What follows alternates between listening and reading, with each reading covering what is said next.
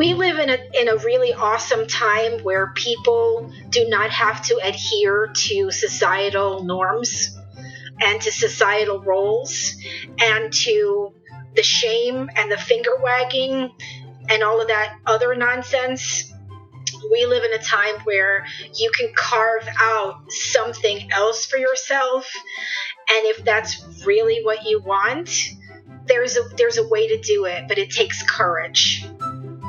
Welcome to Normalizing Non-Monogamy, the podcast where we interview incredible people from across the entire spectrum of non-monogamy to hear their fascinating stories. We strive to bring guests on the show who have a healthy approach to non-monogamy. However, it's important to remember that everyone does it a little bit differently, and the views and opinions expressed by our guests do not necessarily reflect our own. Additionally, we produce this show for entertainment purposes only. Please be aware that we aren't doctors or therapists. Consult a medical professional for anything regarding your health that you might learn about on the show. Enjoy! Welcome to episode 161. We're Finn and Emma, and today we have a super fun interview with Giselle. It is high energy. To say the least. Let's say she's a ball of fun. Yeah, it's amazing. A lot of life experiences wrapped into this episode. Yeah, she's been poly for over 40 years. 40-ish years? 40-ish years. Okay, you're right. Let's round it to 40, up or down, don't matter. She's been poly for a long time. And just the amount of life experience that is packed in here is incredible. And if you stick around and listen past the intro, which we highly recommend, you will not be bored. Right. So thank you, Giselle, for reaching out, for coming on, and for being a part of the community and supporting the show. So thank you. Before we jump into the show, we do have a couple of quick announcements. Our first, I didn't say that right, announcements. Announcements. I wasn't going to say anything, but I caught myself. Because I stared at you. Weirdly. Hardcore. Because the word did not come out right. Our next virtual meet and greet is going to be January 16th at 12 p.m. Pacific, 3 p.m. Eastern. We're doing an afternoon meet and greet. Now, if you haven't attended one of these, they're super fun and you're going to want to sign up. They're where we gather everyone in the Zoom room and give you a chance. We do some icebreakers and then we break you out into smaller groups and give you a chance to meet different people. They're about 2 hours long and they're only $10. So come join us. And we're doing this one in the middle of the day on a weekend. So hopefully we can get a little more diversity in who's there. We're hoping some European contingency shows up. Maybe some Asian contingency. We know we have some people on all sides of the globe. Globes don't really have sides, but we're hoping to on all different time zones. Maybe that's a better one. So yeah. Anyway, we'll stop rambling on that. Check it out. Head over to our website, normalizingnonmonogamy.com, and go to the meet and greet tab, and you'll see why every month we get more and more and more people, and we're having about 50 or so people joining every month now. Yes, and they're super exciting. So January 16th, mark your calendars. The other quick announcements, we're not going to dwell on it, but just some dates for the Patreon community. First things first, a huge thank you to all of the Patreon members. We're cruising up on 150. Yeah, it's super exciting. Super exciting, and we've been really loving that community. That community has been part of the support that has gotten us through 2020. This wasteland of a year that is 2020. Yeah, and actually, we didn't even mention, this is the last episode of the year. It is. Of 2020. Woohoo! So the couple of dates, we've got a women's call on January 6th, a men's call on January 19th, and our Q&A / let's just call it community discussion time to meet everybody on January 20th. And we want to throw out the quick disclaimer on the men's and women's groups that those are open to anybody who feels comfortable in that space. We have had people in the last couple of them that have joined who identify as non-binary. So it's really a space for whoever feels comfortable there, and it is a welcome and open space. But we need to work on the names. Yes, I know. Unfortunately, it's hard to do that with naming. But if you want to get more information, go to our website, normalizingnonmonogamy.com, and click on the Patreon button. All the different levels and all the different perks are there. We'd love to have you join us. Again, this community has been amazing, and we love growing it. All right, so we have another super duper exciting announcement. This one we had no idea was coming, and we got an email last week. Just a few days ago. From STD Check, which we haven't talked about too much in the past. We've talked about them way in the past. We haven't talked about them recently because, well, not many people are getting STD tests because not many people are leaving their houses. Which is the smart thing to do. Yes. Please don't leave your house. We're not trying to encourage you to go out and start doing irresponsible things. However, the exciting news is that STD Check dropped the prices on their 10-panel test from $199 to $139. $130. So they've cut $60 off the price. And if you're a listener of our show and you use the links in the show notes on our website, you get another $10 off. So you're looking at $129 for a 10-panel STD test. So we're thrilled. Yes. Because this is the service we use and we absolutely love it. And we know a lot of you use it as well. So thank you to everybody who's used the links. It does support the show and it means a lot to us that you do that. So thank you, thank you, thank you. And now it's even more accessible to everybody. So we're just fucking thrilled. We're super excited.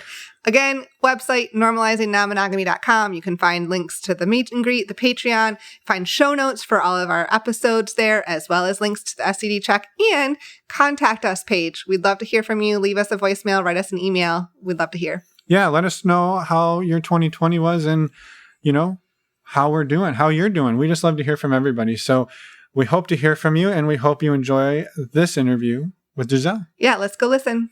No more announcements. No more announcements. Nailed it. Welcome, Giselle. Thank you so much for being here tonight. Actually, this afternoon. This afternoon. Well, yeah, depending on where you're at in the world. Yeah. Thank you for having me. Yeah. And I guess we like to start by having you introduce yourself and just a little, maybe a high level, and we can dig in from there. Okay. So my name is Giselle. I'm originally from New York City. I have had a very interesting and rich life, and I've lived throughout the Northeast. But I did start out and lived in New York City for most of my life. And I'm really thankful for that because I think it really allowed me to have the adventures that I've had. Whereas other places, I don't think that my life would have been as cool or as really interesting as it has been. Because you started in New York City? Yeah, I was in New York City for most of my life. I've only been living where I am now for about the last 15. Okay. And so maybe what are some of the adventures that you got up to during that time? And presumably we know a little bit of the background, but there is some non-monogamy sprinkled in there at times. Yes. So since I want to say since my mid-teens, when I just started to kind of explore the world beyond, the parental do this, do that, and the school do this, do that, I was always kind of wanting to do something for myself and not really thinking too much about what will other people say about it. I was definitely a rule breaker, and I just kind of started to, get interested in people, mostly in guys. Although later on in my life, I figured out that I'm bisexual, but and I just kind of, started talking to guys and guys talking to me, and it eventually led to just various hookups. And I think the first one that I can think of that really set a stage for me was when I was in my mid-teens, and my best friend was interested in a guy that lived in the neighborhood. And he wasn't interested in her, but he was apparently interested in me. And, it led to a night and really great sex. The first time I had ever had really great sex. And I was just like, there's something to this. There's something to just kind of randomly picking somebody who looks interesting and just kind of letting it happen. And I was pretty young, but I think I've just always been a hedonist at heart. So you weren't particularly like fawning after this guy, and he wasn't like a huge crush. It was just he was interested in you, and you had this opportunity, so you kind of went for it. Yep. And I come from a family of, I want to say, hippies and musicians and people who I think kind of flaunted, the idea or stuck their nose up at the idea of doing things the way that everybody else expected. I think that my attitude wasn't really all that unique when it came to that. But as I just, became, older and maturing and learning about different ways to interact with people and different ways to find pleasure, I just, it didn't really occur to me to be careful because I think I don't know, it was always something that I was doing. I was always doing different things. I was always off the beaten path. Yeah. Yeah. And so this one night stand sort of started to shift some things in your brain. And real quick, just for context, do you mind sharing approximately how old you are so that you can kind of gauge like how much life has been lived? Absolutely. Yeah. I've been polyamorous about 40 years. Okay. Wonderful. Yeah. That helps. Thank you. Yeah. And now on to your question. So the one night stand starts the wheels turning. It did. And I really started to see people through a different lens. And I think that there were people who were uncomfortable about it. And I think there were people who were wagging their fingers at it, and maybe even neighbors who were starting to see actions on my part that didn't match up with what I was supposed to be doing. And again, I didn't really care. And I got into a lot of trouble and I made a lot of mistakes. And I wasn't even supposed to be dating. But I had one parent who was away a lot. And, I kind of just had time on my hands to get into trouble. Well, because this was still in your like high school years. Is that correct? Yes. Okay. Yeah. So this was never really know early. It. Oh yeah, and you'd never have known it either. I went to Catholic school, and I'm a cliche, but it was on the outside I was wearing this uniform and a very long skirt because I wasn't allowed to have a skirt above my knees, and I was really quiet and I definitely had my shy side to me. So I think that, and I'm still like that. Like I've got two faces, and on the outside, I'm a very respected member of my community. I work in a field where people, look to me, to set kind of the expectation of proper, behavior. And, I have who I am behind that. And I like exploring, and I like meeting new people and interacting with them in a way that feels good to me and that we agree to. Mm-hmm. Yeah. I love that. Yeah. And so I guess well, how does it progress through high school? Because navigating polyamory, so at this that is age, right. Based on your timeline that you said 40 years, so this is in the early 80s-ish, somewhere in there. Mm-hmm. Yep. And so first of all, not super popular of a relationship style back then, and then you're in Catholic school, and you're still in freaking high school trying to do all of these things. So how does that work? Yeah. So I did what I was doing and having adventures. And at first it was, a little weird because it was like, what am I really doing? Right. I'm really young. But by the end of my high school years, I think I was older than you would think because I was making a lot of my own decisions. But I was flipping and flopping because, like you said, it wasn't really a super popular time there was no language for this. like for Right. another 25 years easily, Right. even in a place like New York City. So I just really allowed, my wants to guide my behaviors.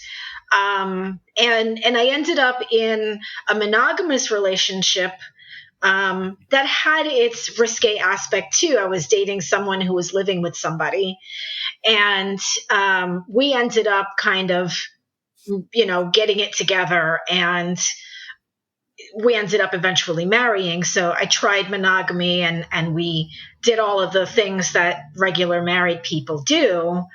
And I married way too young, and I wasn't really being who I was for real. I was being a wife. And he wasn't happy with the situation, because I wasn't who he thought I was going to be. I don't know.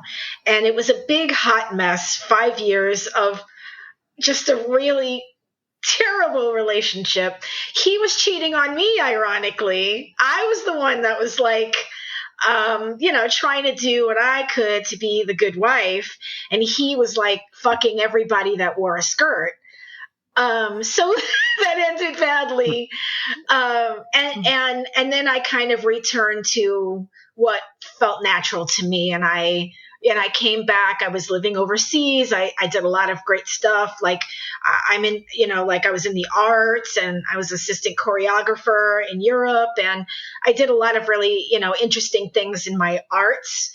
But when I came back, I really wanted freedom even more than I had when I was younger, because I'd been in this relationship that it was really not my thing, and it was torture by the end. And I just kind of went back to dating people and being open about it. So, now we're talking about like early 90s. And at one point I was dating two guys, and I was sleeping with one, and I was just dating the other one. And I was living with his cousin, with one of the guy's cousins, and she told him that I had just left with the other guy, right? So we're, talking again about that whole monogamy mindset, right? Which dictates the way that people generally see relationships. I don't know if that's everywhere, but I guess that's almost everywhere. And so were you open with them about the dynamic and about the situation? So that's part of what I think was the issue. I was having sex with him, but he and I had never talked about it being a relationship. Mm-hmm. And meanwhile, I found out in the course of sort of trying to be more open, when I realized, oh, okay, he just ended up in the liquor store that I was in with the other guy. And I found out it was because the cousin was like, go find out for yourself what's really happening. And then I had a conversation, and I introduced the two of them to each other. And I had a conversation with one, telling him, I just started seeing this other guy, and I found out that the one I was sleeping with was in love with me. I see. So it got a little more complicated than you thought. Yes. And I think that's where things again shifted. So you can imagine that over the span of 40 years, without a culture or a subculture, without a language, without mentors, that I kind of had to navigate my way, right? And there were also different reasons for why I was doing what I was doing. Like, it started out just me, kind of having fun being a hedon at a young age. And then it was like, okay, I'm going to kind of push the envelope a little more, and I'm going to start seeing like several guys at a time. And then I started like opening up to them and going, okay, look, this is just sex. So I'm still doing what I'm doing, and you have no say in it.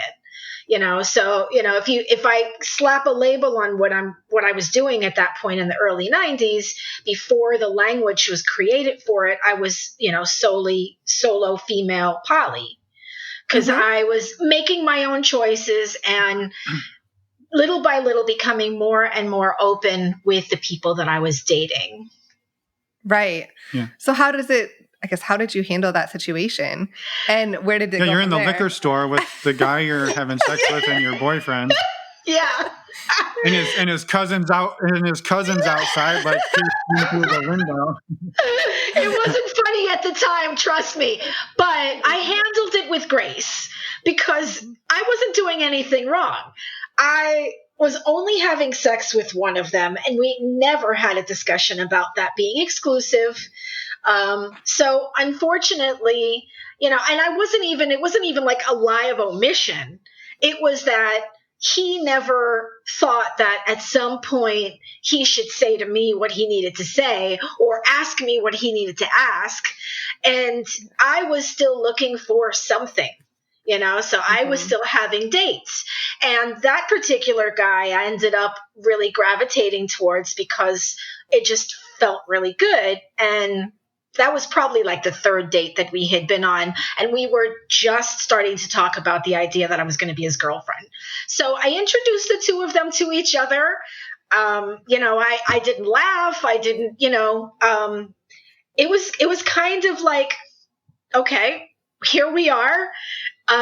So-and-so, this is so-and-so, so-and-so, this is so-and-so. And they shook hands. How you doing? Two of them, there was no fight, which I look back now and think, okay, they were gentlemen about it, Both of them were Latino men. My family's from a Latin country, and they're usually hotheads like Italians, but no, the moment was very calm. It was just like, all right, yeah, nice to meet you. I went, I bought whatever I needed to buy. I said goodbye to the one that I wasn't on a date on, and we left. Yeah. It's got to be like, but I mean, you're thrust into the situation and you're like, oh boy, what do I do? Like, cause you, like you said, you weren't doing anything wrong, but you also, society tells you that you shouldn't be in this position. Well, and the fact that you remember it with this much clarity this many years later means that it was definitely something that was like imprinted on you, that situation, right? Very much so. I think that it was like a turning point, and I've had a lot of turning points since. This one is very visible in my mind, partly because the first guy that I was sleeping with, he had a crush on me from when we were like teenagers. And, I knew he had a lot of for me, but honestly, like, I was not in the mindset after having a horrible marriage. I was not in the mindset of falling in love. Mm-hmm. So, it was really just physical. And I didn't even know what I was going to do with the other one. I just knew that I liked him and I wanted to spend more time with him. And I think I thought I was going to be able to, do both. But I guess that's not really, it didn't work out that way because the one I was sleeping with, like I said, was in love with me and was like, yeah, this is the way I feel. And he tried to like win me over and I didn't want to go for that. So I started seeing the other one. Okay. So then where does it go? So I try out monogamy again. I'm living in the suburbs. So not the city proper. So I'm kind of doing what everybody else does. And I go through a series of, okay, this guy, and I had like, I'm not going to be a jerk and get too crazy here, but I was really beautiful. And it's fine. It's confidence is sexy. Own yourself. And I had a line of guys like waiting to date me. So at that point, I was kind of being poly, but very informally because I had a lot of guy friends who were like into me. And so I'm going to say that I had many years of like having 8 guy friends at a time. But I was only sleeping with one, but like I had, fires burning everywhere with like the possibility, okay, when this one drops, which I knew it would, because I get bored of people. And this is one of the biggest reasons why I'm polyamorous. I'm like, I'm so over you. We've been dating for like 6 months. You're not exciting any longer. And I know this is common. I've heard on your podcast people talking about people are looking for that new relationship energy, right? Back in the early 90s, nobody knew that term, as far as I know. Right. But I was young, I was beautiful. I knew there would be somebody to come along, that would be more interesting or smarter or more handsome or better in bed. And, I just kind of, moved through people. I think I did things the right way. I kind of told people, look, this isn't working out anymore. And then I fell in love. Then I fell really, really hard, and we were monogamous, but I'm very flirtatious, and he accepted that. And he was really, really good looking, and women were like looking at him. And we never really started swinging or opening up our relationship. But it was another turning point for me because he figured out while we were dating, and we were very, very open with each other about everything. And when we were dating and sleeping together and being intimate, he figured out that I was attracted to women. And so that started to play into our intimacy, and he'd start coming up with scenarios, testing it out, and realizing that it worked for me because he'd, kind of watch and feel the impact. And that was a new, part of, this thing that I had created for myself. And to be clear, this is not a part of you that you had explored at all up until this point. No. And I didn't again for quite some time after that. Because a blip, was like a turn on, and then I kind of moved on. And, after that didn't work out, dating other people. I was in college at the time. I was working full time in college, and seeing a number of people. After him, I was really heartbroken, and I again kind of closed off, didn't want to fall in love, and just started seeing other people. That was when I think things got crazy in my life. That's when, that's it's been so mundane up until that point. But it did. It got crazy. It was. And this approximately what age were you at this point? So this was in the mid 90s. So I was in my late 20s. Late 20s. Okay, that makes sense. Yeah, and still beautiful, still in demand. I was on websites. Now we had the internet at the end of the 90s. That changed. Holy moly, it changed everything. Now I've got 50 people, So I'm I had money. I was I'd been working in Wall Street. I had been working on Park Avenue. I was up in the ivory tower. Again, that whole thing of two faces. I was wearing suits and designer clothing and French perfume. I was part of a country club. And behind the scenes, I was invited to sex parties at hotels that moved around, having, giving a guy a blowjob in a stairwell. There's a guy who followed me off of a subway, and I wasn't creeped out over that for some reason. And followed me, started talking to me. I call him Adonis. I don't remember his name. But he was thoroughly the most gorgeous man I've ever fucked. And started talking, and we ended up in a hotel. Wow. Yeah, we weren't even in a hotel room. We were in the hotel lobby. Yeah, there were some crazy years. So you came off of this monogamous relationship, and it sounds which it had been the second one because the first one was her marriage. Her marriage, right? Right. But there was also sort of serial monogamy in there, right? You said you had this stable of 8 guys, and you were just kind of picking them one at a time. And but this sounds like a totally different. This was you came out of this monogamous relationship and were just I'm going to do whatever I want. And you said there was sex parties, it was one-off encounters, it was every flavor of just do what I want to do. And that happened for a really long time.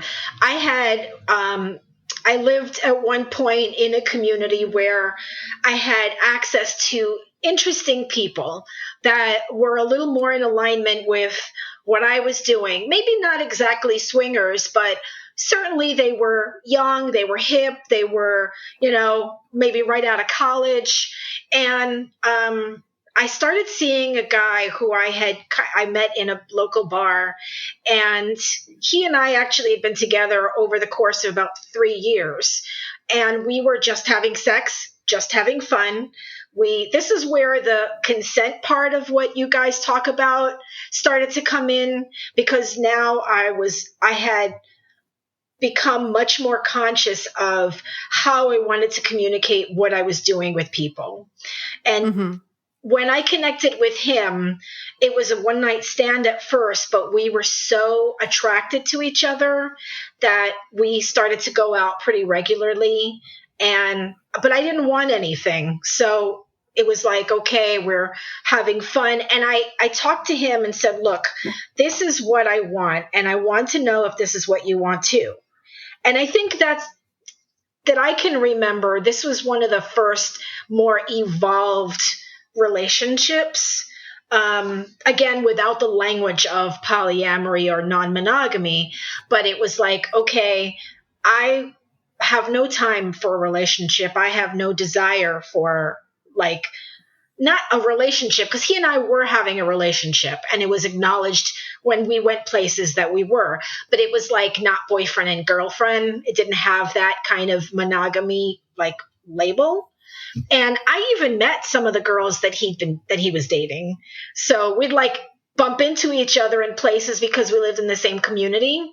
And I think the girls were kind of embarrassed because they didn't know what was going on. Or if they did, they weren't prepared to meet one of his lovers. Right. So they'd end up excusing themselves to go to the bathroom. It was every time this happened, I could almost count 10, 9, 8, 7, poof, gone to the bathroom. Oh my God. It was, and it was funny to us because we were used to this, right? We were attracted to each other. We liked each other, and we were happy for each other. And I think when I hear the stories on your podcast where they're talking about, and I don't remember the exact phrase for it, but when they're talking about being happy for your partner and that feeling of joy for them to connect with other people, that was what was starting to happen. Yeah, the compersion. Compersion, right. Yeah. Well, but it sounds like you and this other person were open with each other about what you were doing. So you weren't surprised to run into the other one, but was he not necessarily communicating that to them? I don't know, really. They weren't mortified. It was more sure. Yeah, it was more uncomfortable. A little I'm going to let you two talk. I'll be right back. Right? Okay, I got you. And so, it didn't really feel like that whole, I definitely did have relationships with people where that was happening, where they were doing things where the conversation was not taking place, where maybe I knew more or I knew less. So there was a lot of unethical behavior that had been happening in the 80s and early 90s. Sure. But as I got older and moved into this lifestyle that I created for myself, I became more confident. I became more clear about what I wanted and what I was doing. And I started to open the conversation to the people that I was seeing. Yeah. So at that point, it became a little more, in your words, ethical. Yes. Absolutely. And I think I kept going in that direction for the most part after that. Yeah. And so this was, you said this was your first sort of evolved relationship. And I would imagine there was a lot of learning that went on there. And how did you take that and sort of parlay it into the next phase, you said you've continued to grow and become, more and more communicative and ethical and learning what you wanted. I mean, that was probably a big part of it. It wasn't that you didn't want to communicate, it's that you didn't even know that these things were things. Very true. So there was a lot of drama when I wasn't talking about it, but I was just kind of earlier on, right? I was just, doing what I do and not really thinking, because I'm still thinking in that monogamy mindset, right? So I think that when I found somebody who was happy to be with me and authentically, and oh my God, we had such a great time. We laughed together. We, enjoyed doing crazy things together. We knew that, we were dating other people. It felt really good. And I think that's where I started to feel like, okay, so this is possible. I can have my cake and eat it too. All I have to do is just open my mouth and have a conversation. And I wasn't necessarily doing it right on the first date, but as I started to feel like I had a connection with somebody, I'd sort of go, okay, maybe this is, a couple of dates in, and like we feel good together, that I want to talk about, I enjoy meeting other people. I like dating. I think at some point I labeled myself a serial dater, and I just started to have that chat with people, and some people were not okay with it, and a lot of people were, though, because in New York, I mean, most of the people that I was doing this with were in the New York City area.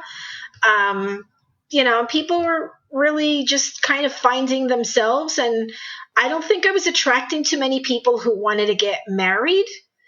Because I don't know. I don't think that I've ever really looked like the kind of person, I'm like in clubs and I'm like, I'm dancing and I look like I'm having sex on the dance floor. Like, I'm not going to attract people who want Susie Homemaker to raise his kids.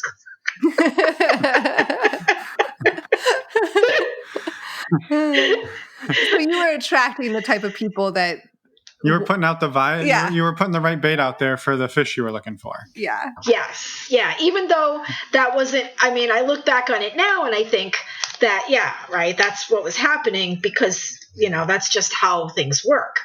But I was being me, and I've always been a little wild. I love people. I find them fascinating. I like having different sex partners. I like exploring different facets of myself. So, I just kind of, I was just dating people to have an experience. And sometimes it ended up, becoming a little bit more. And sometimes it was just like having sex. I think that there were times where I was having a relationship and having crazy sex. And then it kind of got a little bit messy, because now I'm at the point where I'm like, so how does this work?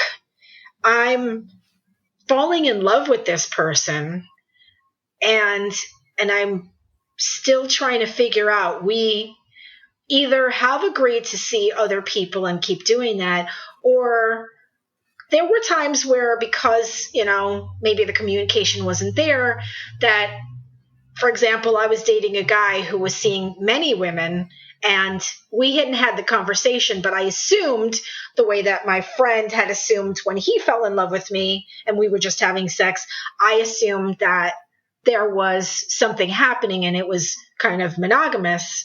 And that was another shit show. Because you were the one assuming or expecting monogamy here. Yeah. And it's, I'll always reflect back on this. And if anybody were to ever ask me for advice, I hate giving advice anyway, but, I'd probably say, yeah, you probably want to be clear about what you're doing and really have those open conversations and not take for granted that what you think is happening, because especially if you're seeing someone who's wild, why in the world would he be doing things traditionally when you were attracted to him because he was crazy, right? So I think that would be something that I would say, because like this guy, we ended up having like he was like living in my apartment for like 4 days a week at one point. And I later on figured out he was a swinger. He had his swinger partner. He also was dating an heiress. He was also dating another girl who like went in and out of his life. I dated a lot of like musicians and actors and filmmakers, and I won't tell you about the celebrities, but there were a lot of people. But there were, it was like that kind of, like you think in like California, right? Like Hollywood or LA, right? It's the same kind of thing. These are people who are like, throw around money, travel the world, have big lives, and do crazy things. But it ended up really bad because I think I kept trying to fit it into my idea of it should just be me and him, because I was falling in love with him, and I didn't know how to have multiple relationships and also be in love with one person. Mm-hmm. Well, which is really interesting because like you felt like, and maybe you just said it there, but the fact that you said, I wasn't trying to attract people who wanted to get married. I wasn't looking for the one, mm-hmm. but you kept having these recurring scenarios where you'd fall in love and it would shift to monogamy for a while. And it sounds like what you just said is that you didn't know how to develop love for multiple people mm-hmm. at the same time. Exactly. Yeah. And there was, from my perspective, from that point in my history and history in general in that area, was still not really a conversation that was being had, except for maybe pockets of, like communities in, let's say, Lower Manhattan. Right. Mm-hmm. So Lower Manhattan is, Greenwich Village. And, this is where people were, doing their thing. And there was a culture. Right. Mm-hmm. I've never belonged to a culture. And I mean, except for maybe feminism. And even that, I never really like gravitated toward, women who were like braiding the hair under their armpits and, shaving their head and wearing suits and mustaches at parties. Like I wasn't doing that, and I wasn't hanging out with people like that. So where did I get my, okay, how do I navigate this? You didn't have any tools or any way, anywhere to look, or you're just trying to stumble in the dark and figure it out yourself. Right. So it eventually got to the point though where things changed again. So I ended up moving out of the city and coming into an area, a region that's extremely traditional. Like, I can't even, and I still live in this region. And then me coming into it from having had that lifestyle of doing whatever the fuck I want, right? Yeah. And now where do I go from here? And that was tricky, but hormonally speaking, I think I had gotten to the point. And, I think this is going to be entertaining for people who listen, I'm sure. I think I got to the point where I was like a nympho. I was like, fuck everywhere, 4 hours at a time, didn't care who I was with, would go into a bar and like go like this, and the guy would come home with me. Like, for the most part, except for these little pockets of those relationships, everything else was like crazy, wild, And so I brought that energy with me into this traditional community. And I was like, where do I start? Yeah. Yeah. 'Cause you liked that, what you had going, and now it's Well, but you can't just walk into these right. these conservative areas and just be picking people out and line them up outside the door and walk through them, right? I mean, that's a totally different culture. Totally. So how did it go? Well, it was interesting because I came a lot closer to, to the lifestyle, because I had to look for people, right? So now I'm online, and OkCupid, which from what I can tell from your listeners is a very popular place for people to find each other. I don't know if that was the only website that had kind of alternate lifestyle people, but it was certainly a very popular website at the time when I first got into the region I'm in now. And I started meeting, really interesting people. And I will tell you that, because this isn't something I have had the chance to tell you, all through all of this craziness, early in the 2000s, I met somebody online in a chat room who I started dating before I moved into the region that I'm in. And then we lost touch with each other. He got married, and then we reconnected. And at the same time that we reconnected, I was meeting people online. So I was kind of between living in the New York City area and where I am now. I started getting online and finding really crazy communities, like a webcam community where people were doing things and watching each other. Of course, I was doing that too. Yeah, of course. Of course. And so when I came here, I'd been doing that. And so I think that my energy just kind of little by little started to attract these freaks, also because of OkCupid. And I met this guy, and he's I think he's one of my more interesting people, and I've just recently reconnected with him. But I met a guy on OkCupid, we're pretty sure that's where it was, who was. And this is someone separate from the guy you connected with early in the early 2000s and then reconnected. Right. This is someone different. Right. Yeah. This is someone different, but it's within the same year.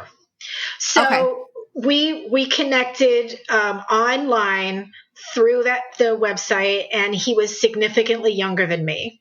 And I had been starting to do that toward the end of my time before I came into this more traditional community, where I think that started to become my MO. I was dating guys that were 5, 6, 8, 10, 12 years younger than me. And so this guy was half my age. So I met him when he was 18, and we were really just curious about each other. And we just chatting the way that it starts with, with all the people that I meet, because I'm an intellectual person first. Even though I'm driven to connect sexually, I want to kind of, I don't know, what is that term where you kind of fall in love with people's smarts, or you become sexually attracted to sapiosexual. So I'm one of those. So he and I started to connect, and things kind of evolved from being friendly and talking, and he's wildly intelligent guy. And then it just kind of started to become more and more sexual.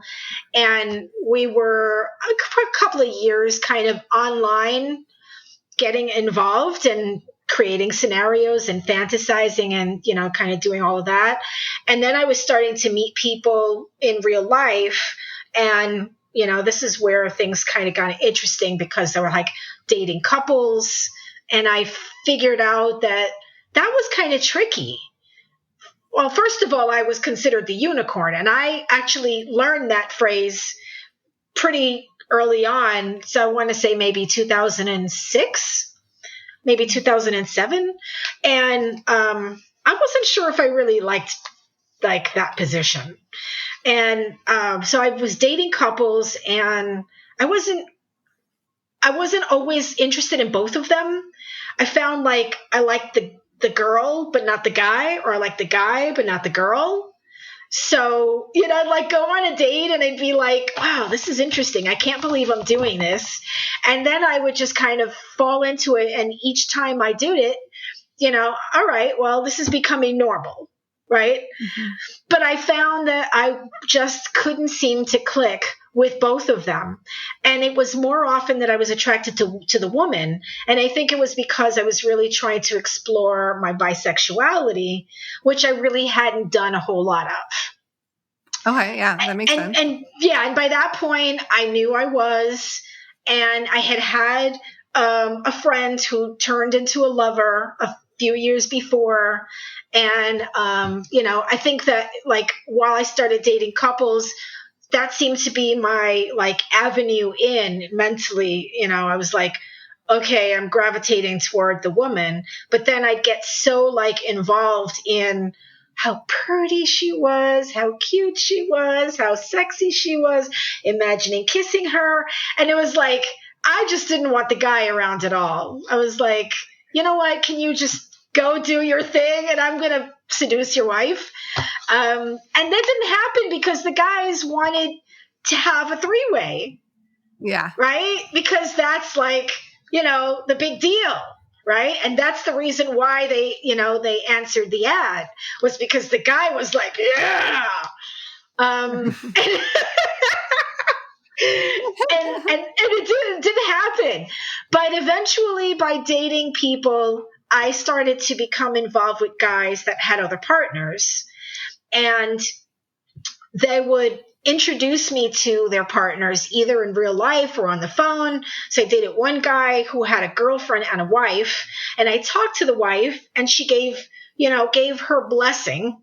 But the girlfriend didn't know anything about me. And so that became a shit show. I was like, I'm trying to be better at this, but I can't do it alone. As a solo poly, I'm just bringing me. And so what other people were doing wasn't necessarily ethical. And and they weren't being honest about it, even though I was trying to address it. Right. So I'd be like, oh, well, I see that you have a ring on your finger. You want to tell me about that? Right. And he's like, oh, yeah, I'll let you talk to my wife. My wife, has her boyfriends and they go away and da-da-da. And I'm like, okay. And we, have a conversation. She's nice enough. It's kind of a stiff conversation, if I remember. But then as I was becoming, involved with him, then I realized, because he was sharing it with me, like, oh yeah, my girlfriend is like asking me about this, why am I always so happy? And why am I, like shining? And, and she thinks that something is up, and then that's when I learned about the NRE, and he's talking about that and how much he loved that. But, he didn't want to share it with her. And I was like, well, I mean, I think that it's the right thing to do if you're going to do this, right? Why would you be, all right, your wife is okay with it, but now you've got this other person and she's not. And then we had like a big fight about it because he's like, hey, look, this is nothing. What you and I are doing, we're just fucking, right? And I was like, okay. And it ended pretty abruptly. Well, it's what's interesting to me is that you were always trying to explore the thing, and it was evolving, right? What you were trying to figure out, you were evolving what you were interested in, and you seemed to really find your jam right before you left New York City. And then you were transported to this place where your only outlet was really to seek out the swinging community, because that sort of open, poly, just free love kind of community didn't really exist, and it was forced underground through swinging. And then you in order to get these things, you wound up being like the third in someone's couple, or the guys got, whatever these situations are. They were very sort of hidden because they had to be, because of the location you were in. And so it's a really interesting, like, thing that you had to go. You had to like, well, I'm still me, but now I have to find where I fit and where do I fit best? Because it's not even the best fit for me. It's just that's what's available. Yep. And it was uncomfortable. But the thing is that I was in the thick of things and really didn't know how to get to a better place. So what you're saying actually is a great segue into what I started to do next, which was I started to just kind of find some normalcy. And right. So now I have this guy who the guy who I had been like chatting with online, it was completely online. I was head over heels for him, but it was completely online and he kind of disappeared. And then my friend who I had met around the same time as him became a companion to me, and he became the person that I spent time with. And actually he and I just talked like maybe 2 hours before this, and we were talking about the other guy. So right now I have 2 partners. So he knew that I was doing this interview, and he's one of these people that doesn't really have anything to do with this lifestyle. And as he was getting to know me when we first became interested in each other, he realized that that's what I was doing and kind of moved away from it. But because somehow we keep on finding each other again, like the day that the pen hit his divorce papers, he sent me an email. So we keep on coming back to each other, but now our relationship is such that we are the best of friends. We go away together. We used to have really, really vanilla sex. Now, little by little, I've been kind of moving him into a place of, these are some of the things that I'm interested in. And I was kind of the mentor, and now I don't think that's the case. I think he's teaching me now. So somewhere in the middle of, this disconnection of me wanting something and not being able to get it. And you're right. I wouldn't even have labeled what was happening as me being part of the swinging community, but that's exactly what happened. Right. So it wasn't really about loving people, which is where I am now. Now I just want to love people. And anybody who knows me knows, they're like, oh, Giselle, oh my God, she's like a love bug. And I have a shirt that says love bug. And I have a lot of clothing that says love on it deliberately, right? And I just want to love people. And if we're making out, great. If we're just friends, maybe we hook up, in a few weeks or in a few years. Like I now have, this community of people all over the United States, because I've been on retreats, because I've met people and sustained a relationship with them. And so I have a lot of long distance relationships. And that's kind of how I figured out how to fulfill my needs in this traditional community. Little by little, I started exploring in a more spiritual sense, because I, along the way, figured out that for me, sex is in a lot of ways very spiritual, but not religious, right? So, and I'm, kind of one of those people who just finds satisfaction in, I don't know, helping people to kind of find more than just fucking, right? Right.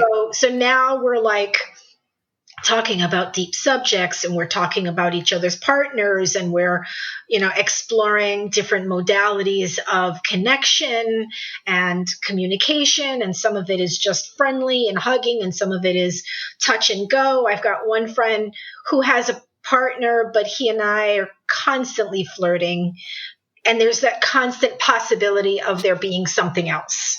And then the guy that I had met when we were 18, or he was 18 rather, online, he and I have been together for the last year and a half. And then that other person who has been with me for about 19 years, except for the 6 years that he was married. So now I've kind of built this thing of just living the way that I live openly, and nobody's feelings are getting hurt, and we're all talking about it, and there's a lot of acceptance and a lot of understanding and a lot of happiness for each other. It's not to say that I have never felt jealous. My friend that I met at 18, he's polyamorous and he's got many partners. And he tells me about them, but not in detail. I like, no, this is what he's doing. And I, had a hard time with that, but it's been fun. It's been fun. Yeah. So that just to clarify in that relationship, he's the one you met online. Everything was online for a while, and now it sounds like he disappeared for a little while, and now you've rekindled that relationship. Yes. The last year and a half, you said. Yes. Yeah. And go ahead. What were you saying? No, that's yeah. Okay. I was just going to comment that I think it sounds like too the timeline of everything. Like when you move to the more conservative area, the online dating was a much more of a thing at that point, than it had been in the past. So it sounds like it allowed you to make your network bigger than where you were just living. Absolutely. And it was necessary because now I live in an environment where this is no longer something that everybody does or even a portion of people do. So for people that might be listening who live in areas where, you don't have this community that's all for, polyamory or non-monogamy, that connecting with people online and having meaningful conversations and talking about what you really want and who you really are, and getting to that authentic part of you and what you want to do, that's another, at least for me, that was another option. And I know that I was listening to one of your podcasts about a couple saying you need to meet the people who you're looking to, connect with immediately. I was just listening to one of them last night, and I was like, I don't do that. I have talked to people just online back in AOL Instant Messenger. Right? Right. And Yahoo chat rooms. Some of my favorite people I met that way, and we didn't have anything to do with each other for some time. I had a lover called the Rice Man. I never learned what his name was. I talked to his children. I talked to his wife. He sent me a love letter for Valentine's Day, and that was all online, and he lived in California, so I just was able to have these relationships, some of which were completely online, some were on the phone, some were in person. And I didn't need to rush into any of them because I wanted to get to know people and I wanted to do things on their terms as much as I wanted to do things on my terms. So we just kind of rode that comfort level until we got to a place where we're like, oh, we have to meet. Yeah. Yeah. No, and I think, that whatever works for you, right? And I, with this other couple, I think there is this notion that when oftentimes if you're married or you have a partner and you're looking to meet other people, like time is our most, anybody's most sort of scarce resource. Scarce resource. Thank you. And so I don't want to spend tons of time talking with somebody or another couple to get ghosted or to find. So they want to cut through all that and say, let's go meet. Let's see if there's anything here. Otherwise, let's just move on and we'll save the time. But, you take it a little bit of a different route. And I think that's what's so great is that everybody handles it in a little bit different way and does what works for them. Yeah. And I, unlike people who, let's say have been doing this for the last 5 years, right? Because most of the people that I heard on your podcast, and you're the only podcast I've listened to with this theme, right? Because I was just like, so I love you guys, and I was like, I'm just gonna listen to every single one, right? And I probably am gonna just go back. I'm gonna like binge. Then I'm gonna start doing it by theme, and then I'm gonna start doing it in order, and I'm gonna memorize the stories. I just like you guys so much. I don't even want to go anywhere else. But she's monogamous with us. I know. Yes. But I did think it was interesting listening to a lot of the people that you interviewed who have been part of the lifestyle, let's say for the last 5 years. And, they all had language and they all had etiquette and they all had rule books like the Ethical Slut. I learned about the Ethical Slut through this, kind of swinging community that I became part of, right? And the guy who had the girlfriend and the wife, I think he was the first one to tell me about that book. Honestly, I skipped right past that book. I was at that point where I was like, you know what? I haven't really lived with rules at this point. I've been reinventing the wheel for whatever godforsaken reason. I like reinventing the wheel. I have always been like that since I was a kid. So I already knew, okay, I'm going to the point where I'm becoming more ethical about this.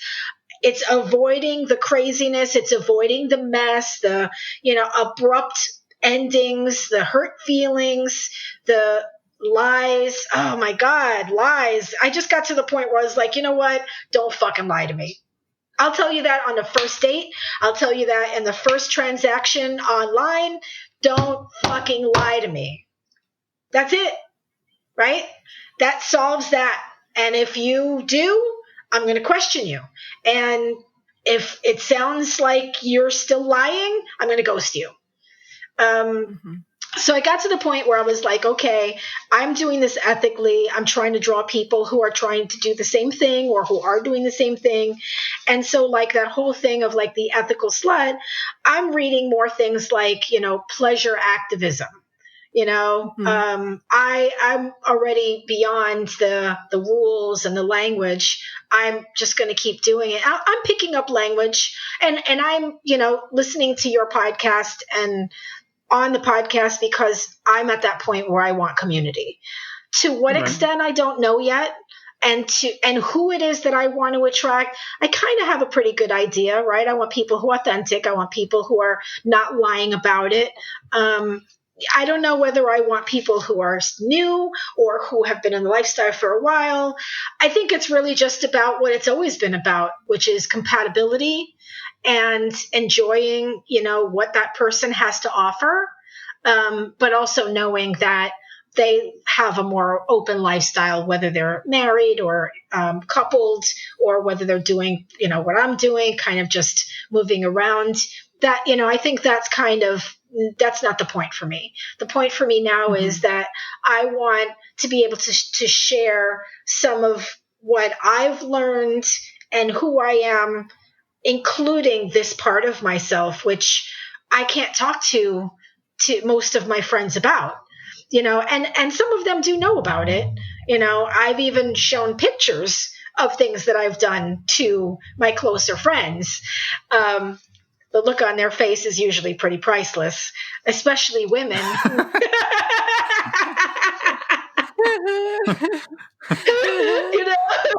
They're like, whoa, come on, that's sexy. And they're like, if you say so. So that was going to lead to one of my questions too, is like, how open are you about all of this? Because you kind of told us early on, like you were leading two lives, but it sounds like those have kind of merged a little bit. A little bit, but not like, so I think that one of the things I learned about the podcast, the episodes of your podcast, is that a lot of people do not talk to their family about this. And I am no exception. My mother is the one who raised me. My father passed away. That the story of my parents, there's no time for that, but they were both crazy people, both multiple partners. The two of them were doing this way before I was. But I can't have the conversation with them or with her, especially because my mother, as she got older, became more traditional. And she's the reason why I moved into this community, because she's getting older. I'm an only child. So I was like, okay, I'm going to have to live closer to make sure things are going well. And because it's my duty as a daughter. But she's called me a lesbian. She has tried to shame me in front of people because I'm not settling down or having children. She did that really often in my 20s and 30s. And it got to the point where I was like, Ma, stop it. And she's like, well, but I'm like, no, I'm serious. This is the last time that you talk about me having children. I don't want children. It's not happening. End of subject. So, I think that for her, she's been trying to figure out what's wrong with me. And I'm not really willing to answer that because it's none of her fucking business. Right. And it's not going to be, it's not going to be a good conversation, Right. At least I don't think it is. Right. You could have a relationship with her that doesn't revolve around discussing all of this. Yeah. Right. So she has met the guy that I have been with the longest. They did, the three of us, we had lunch. He paid for her meal. He liked her a lot. She liked him a lot. And so I call him my boyfriend. And she is like, I don't know how it works. He lives, 400 miles away. And I'm like, you know what? It works. End of subject. And she's like, you're so secretive. And I'm like, so, that's, and I don't know how other people have, dealt with their family and trying to sort of, do what they do and live the way they live authentically and still answer the questions that must come up. Mm-hmm. Yeah. Right. It's difficult. Yeah. For sure. Yeah, for sure. Well, so, I mean, thank you for sharing that and for sharing everything. Like your story is incredibly fascinating. And I think we could go down so many wormholes. Yeah, there's two things that I wanted to ask, and maybe Emma has some other questions as well. But the first one is, throughout let's say the 80s and 90s and early 2000s, as you were navigating, New York City being a very sexually open, liberated person, how did you handle your safety throughout that time? Because it's just something that kind of I kept thinking about. Yeah, me too. I was going to ask. Like, that's so amazing that you're doing these things, but like, how were you making sure that you like? What were you doing? Because I don't want to assume that like you were doing everything to be perfectly safe, because I don't know that. So like, how were you handling it? I wasn't. I'm an adrenaline junkie. I like, on the spot trying to figure things out. I like the reinvention of the wheel. I like doing things that are a little edgy. I didn't always know what was going to happen. I didn't tell people this is where I'm going to be. And the really funny thing is, the next question would be, I would imagine, did you ever encounter a situation where you felt unsafe or that there was danger? And the answer is no. I've never been hurt. I've never encountered like, okay, this person is, coming and she is the spouse of a person that I'm in bed with. I had a time where my mother almost interrupted something, and good thing I was living with her for a little while. I had a chain on the door. That would have been, I would have been busted. I was having sex with my boss behind that chain, by the way. That was interesting. Damn, we did that. Yeah. We were doing that for a couple every of time. Years.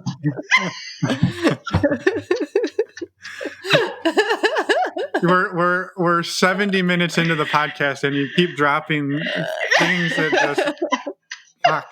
Okay, so you never felt unsafe. So I mean, clearly, and maybe you just can't put it into words, but clearly you were doing something. Yeah. that whether it was conscious or subconscious, that was keeping you safe. You were, yes, you were maybe being a genuine, and there was probably an element of luck in there, luck too. Inevitably, but you don't have that many good luck. You don't just like hit the lottery over and over and over. So you were clearly doing something that some part of your process was keeping you safe and healthy. I'll tell you the only thing that I can say that I know for sure was the case is that I'm a very good judge of character and I follow my vibes. And that has taken me very far with my life. I mean, over the course of all the years that I've, been here thus far, at least in this lifetime, I have used skills and I am now like in my 5th career. So I just keep on like, I'm also a skipper of like, I had 5 jobs in the last 2.5 years. So, and I used to move every year. Like my whole life is chaos and I thrive in chaos.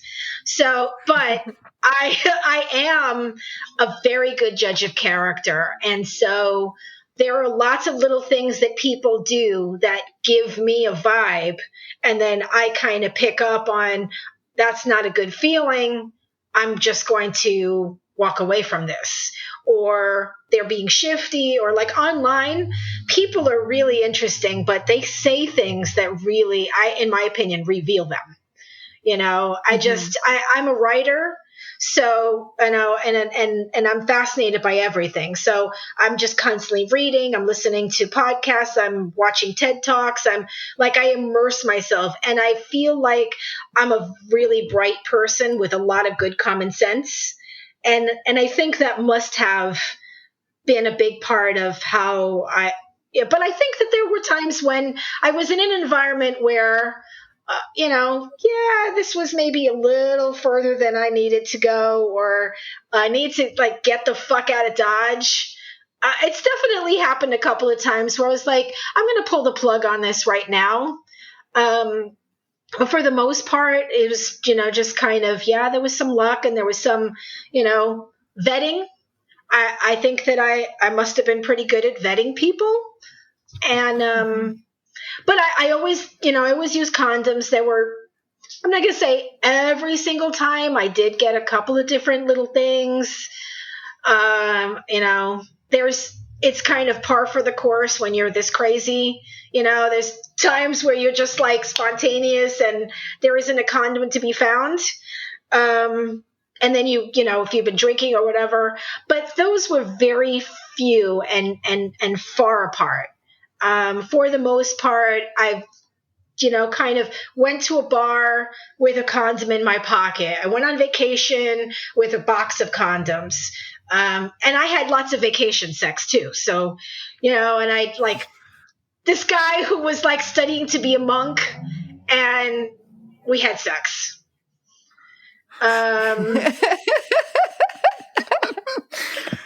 So okay. So this leans into my next question. Wait. One quick thing. So I think just building off what you just said, not the monk piece, but the rest of it. It sounds like one thing you have going for you, and you have had your whole life, is that you really want to try to understand people, and you go in with asking questions and talking to people.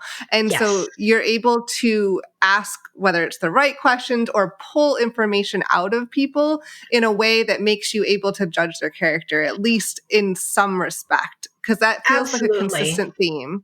Absolutely. And I had one particular scenario, I'll make it short, but I met some people on one of those webcam communities and we all became friends.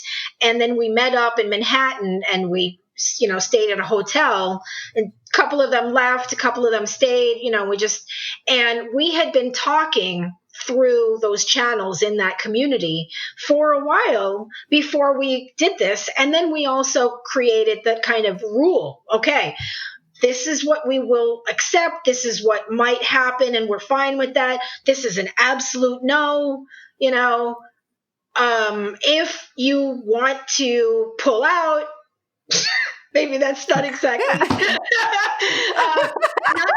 no pun intended. But if this isn't really what you wanted or what you expected, just be upfront about it. So yeah, I love people. I think they're fascinating, and it's what has really driven me, besides that, yeah, the adventure, but people are part of the adventure. So like, I never really think I was a swinger. Like there were a couple of times, like that was one of the times where I was like in a group situation, but all coming together as people, as being friendly, as really being careful that nobody was going to feel left out or, um, you know, that they didn't get what they came for. We tried very much. That wasn't exactly the case. It did not end all that well anyway, because there was a person who was very jealous and doing things for the wrong reason. But it wasn't horrible because we did have conversations, multiple conversations about what we wanted out of the scene. Right. Yeah. Okay, time for your next question. So I thought this would maybe be a fun kind of way to wrap things up, because I think throughout your story, right, we, a lot of times we ask, like, how did you grow and change? And I think we ask obviously lots of other questions, but you've really woven those into your story. So it's been amazing. And thank you for making our jobs easy. Yes, for sure. But I thought it would be kind of a fitting way to wrap this up, because I'm actually personally very curious that when you look back from your deathbed or, at your funeral, they're going to put up a movie of the top, like, 3 craziest things that Giselle ever did. Like, what if you got to curate the top 3 list, and what would you say, like, those are the things that you can't believe that you've experienced in your life, or just were absolutely crazy that you're comfortable sharing? Yes. Yeah. Yeah. There's no way to go back after I've said all that I've said. So the first one, and this has to do with the guy that I met when I was 18, that I met online. So he was just turned 18 and I was 36. And the whole time that we were talking, and again, like I said, we were friends first, and it was at least a year of talking about our lives, right?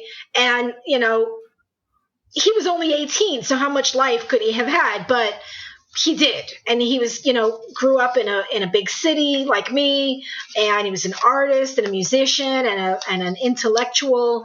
And we had a lot of things that we, liked talking about and sharing, and it was really deep. He's a very deep guy even now. But I think that's one of them, because we were, twice each other's age, and we fell in love.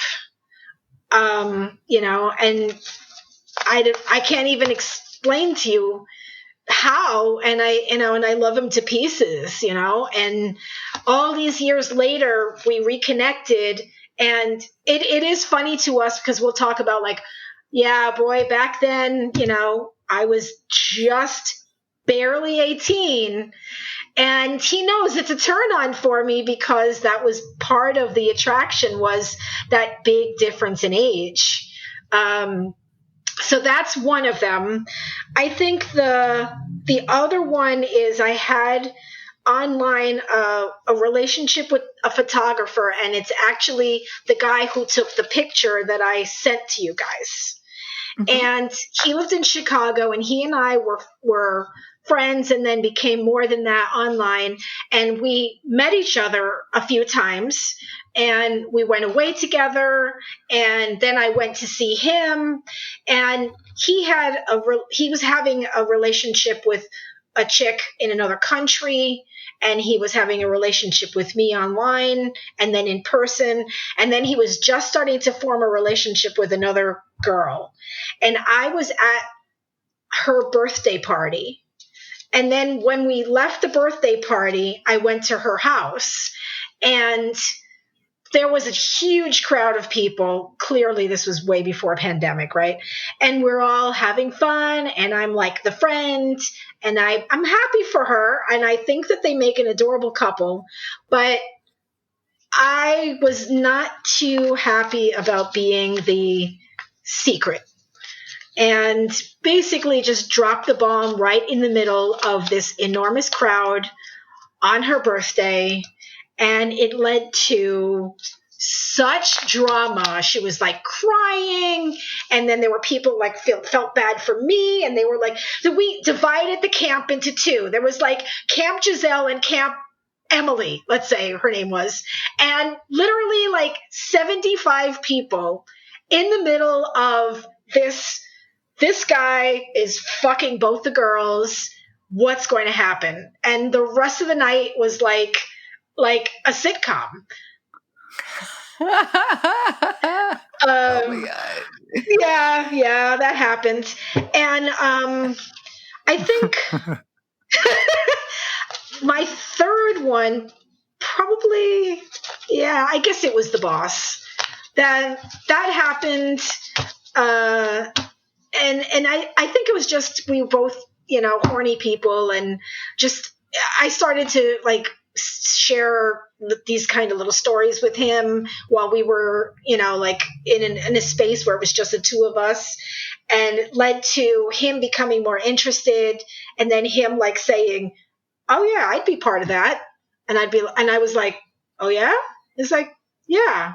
And, we did some things right on the premises of the business while the business was happening. Yeah. And nobody ever knew. Yeah. That you know of. Yeah. it never surfaced. So, right.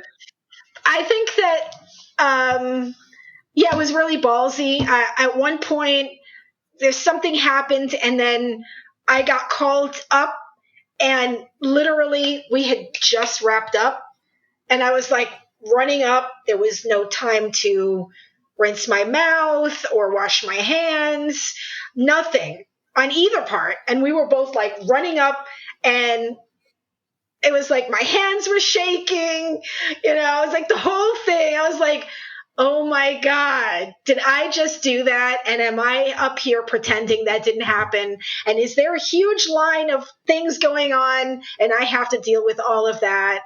And me trying to make it look like nothing happened, and him like taking care of this and me taking care of that, right after, we had done what we did. Yeah. So you've had some experiences. Your life has not been boring. I would say that for sure. And I think that's really what I had wanted to achieve when I first started. I mean, maybe things didn't exactly when I first started. It was obviously at the age of, 14, I had no idea what I could do, right? I just knew that I enjoyed this, this craziness and this edginess and adventure, and but I think all along it was really me trying to create a life of adventure. And I've been able to do things that traditionally, and now women of course have a different place in society, but at a certain point in my life, women couldn't do the things that I've done. I've taken men on vacations and sent them flowers, and and seduced them, in the moment, and taken a guy who was interested in me from a Subway and put him in my bed, and then gave him $10 because he wanted breakfast. And I was like, no, there's a cafe across the street. Here's $10. Go enjoy. Like, I mean, I'm not saying that means that the guy who I was pretending to be was a nice guy, but like I was able and have been able to do things that traditionally men had done. Yeah. And I think as a young woman in the period that I grew up in, that really was a big goal of mine, was to sort of say, just because I'm a woman doesn't mean that I can't do X, Y, and Z. Watch me. Right. And you're set out to prove it wrong, that you can. And I think you won. I think so too.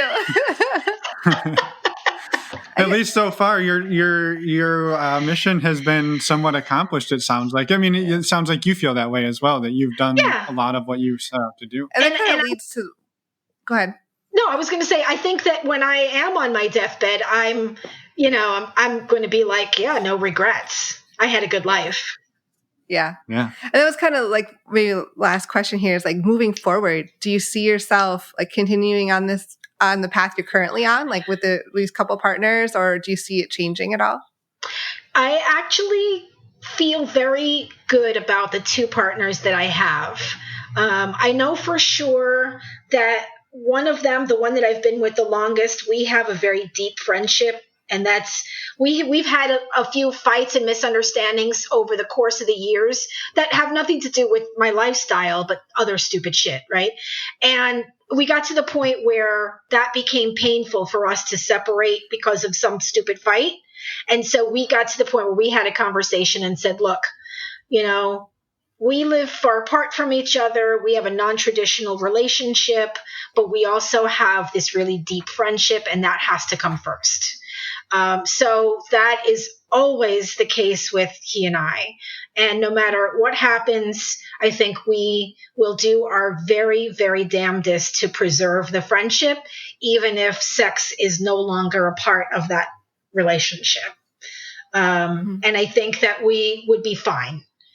Or maybe it'll just continue, and I don't see him that often because he lives far away, but we have that agreement. The other person, it's pretty new again. I think that he's amazing, and I think that we have a lot more to explore together. And I'm eager to do so because I think he's fascinating, because I think that he's just a great person. And I think that he's asked me to let us grow together. And growth for us is going to mean discomfort sometimes because he lives the same way that I do. And I've never been with somebody who is polyamorous. Not really. And I influenced that. When I met him at 18, the conversations I was having with him were about the lifestyle I had created for myself.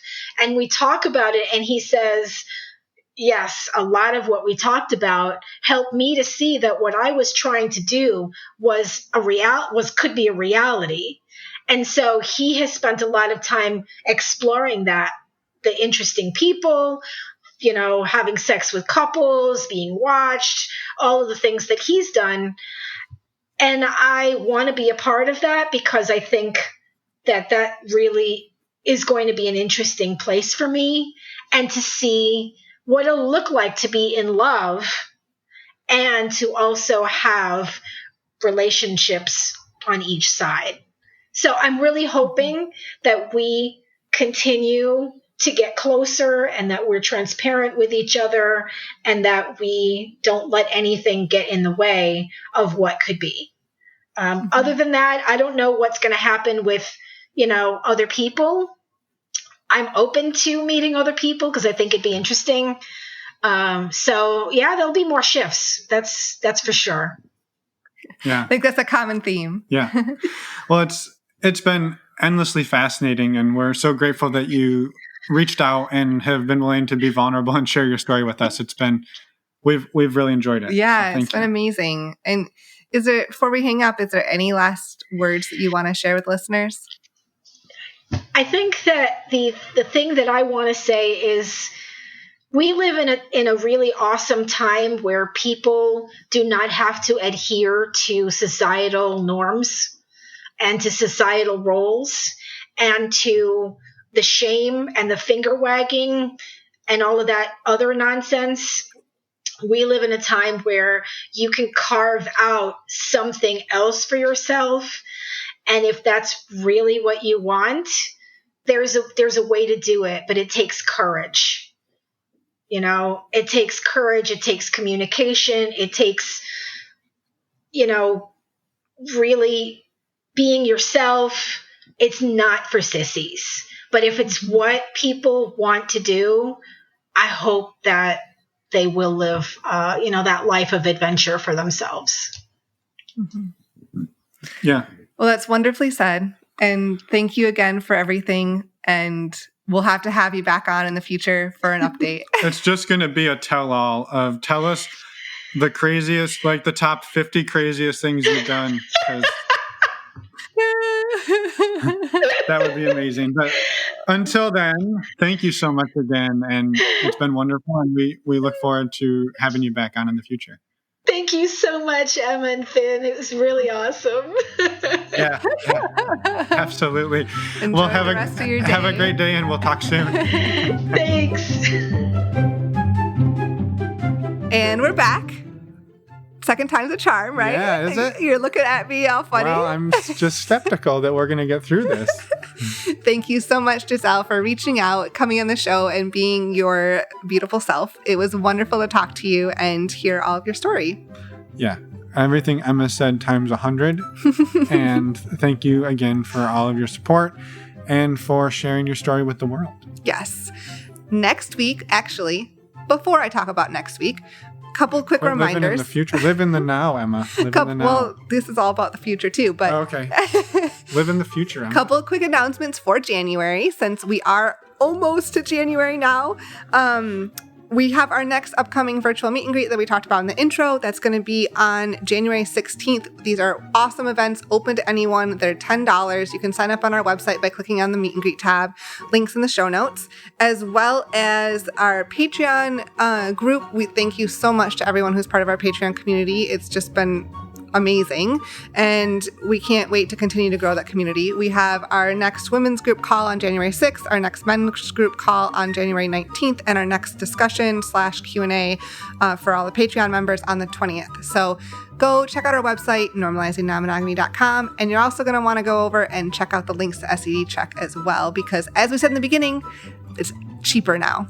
Yeah, and I just wanted to maybe circle back on the Patreon stuff. I ran through a lot. Yeah, no, I'm a little dizzy. But no, just that Patreon is a really, really great community. We have seen, over the last 8 months, 9 months of this pandemic that, and even before that, just the support that everybody has given to one another. And we've seen people go through incredibly difficult things and not even non-monogamy related. And that community shows up every single time and supports them. And so if you're looking for just an amazing group of people who are open-minded and supportive and there for you, we didn't ever expect to build that, but that's what we built. And we just wanted to say thank you so much to everybody who shows up in there and is a part of that. And we love each and every one of you. Thank you for the support, and thank you for helping us build something so amazing. And thank you for getting us all through 2020. Yeah. Next week, now we can talk about next week. Now we can talk about next week. We have an interview with Tessa and Amir. They have a new podcast called Open Nesters. And so you're going to want to stay tuned for that interview next week. Yes, ma'am. And we will see everybody in 2021. Happy New Year. And stay safe out there. Bye, everyone. Thanks for listening.